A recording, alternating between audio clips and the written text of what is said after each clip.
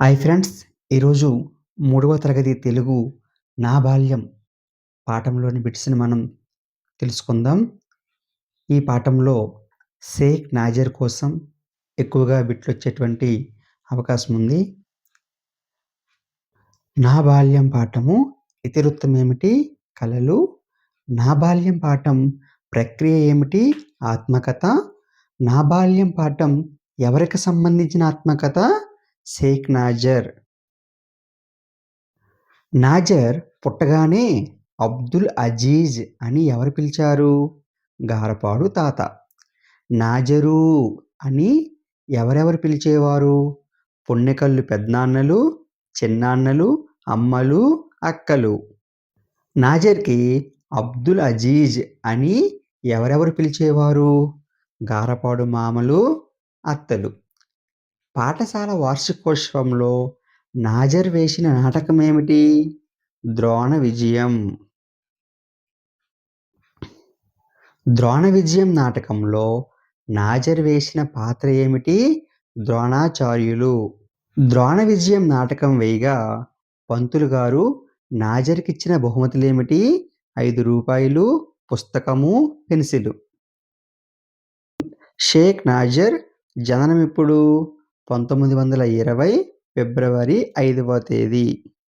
షేక్ నాజర్ మరణమెప్పుడు?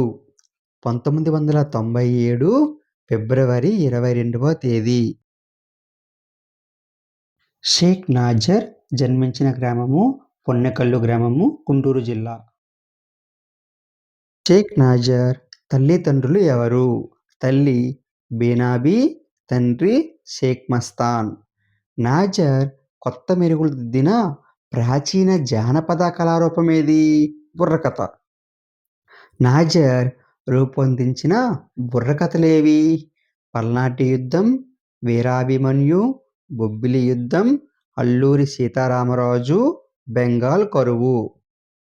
నాజర్‌కి భారత ప్రభుత్వం అందించిన పురస్కారం ఏది? పద్మశ్రీ 1986లో ఇచ్చారు. షేక్ నాజర్ జీవిత కథను అక్షరీకరించిన కవి ఎవరు? అంగడాల రమణమూర్తి. షేక్ నాజర్ స్వీయ చరిత్ర ఏది? పెంజారి. నాజర్‌కి సంగీతం నేర్పించిన గురువెవరు? హార్మోనిస్ట్ ఖాదర్. నాజర్‌కి తన గురువు ఖాదర్ ఎలా శృతికుక్క నేర్పించేవాడు? గోగుపుల్ల గొట్టంతో నీళ్ల చెంబులో ఊదిస్తూ నేర్పించేవాడు. ఆశ అనగా అర్థమేమిటి? కోరిక. ఆరుగాలం అనగా అర్థమేమిటి? ఏడాది ఎంత. దినచర్య అనగా అర్థమేమిటి? ప్రతిరోజు చేసే పనులు.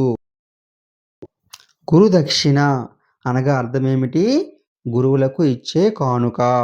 వార్షికోత్సవం అనగా అర్థమేమిటి?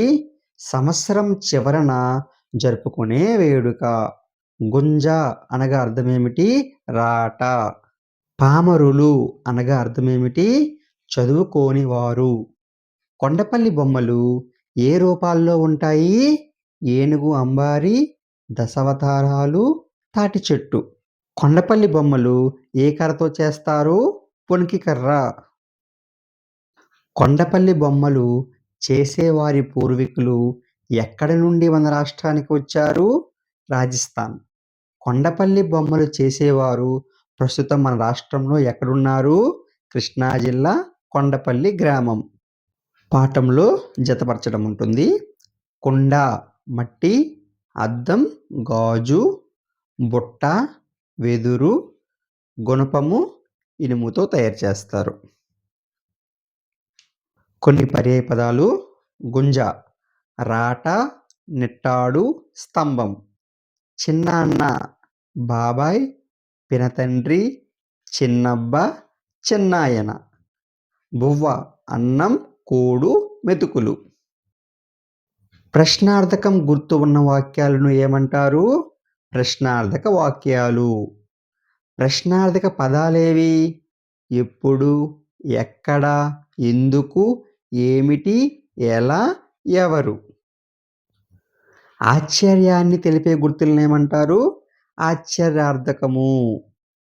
బంగారు పాపాయి పాటను ఎవరు రాశారు? మంచాల జగన్నాథరావు. మంచాల జగన్నాథరావు కాలమెప్పుడు? 1921, 1985. మంచాల జగన్నాథరావు ప్రత్యేకతలేవి? కవి, సంగీత విద్వాంసులు. ప్రసిద్ధ వాగ్గేయకారుల కృతులకు స్వరరచన చేసిన కవి ఎవరు? మంచాల జగన్నాథరావు. పలు సీమలకు పోయి తెలివిగల పాపాయి కలలన్నీ చూపించి ఘనకీర్తి పొందాలి అనే పాట రాసిన కవి ఎవరు? మంచాల Jagannatharao. Thank you friends. Thank you for watching. Please subscribe my channel.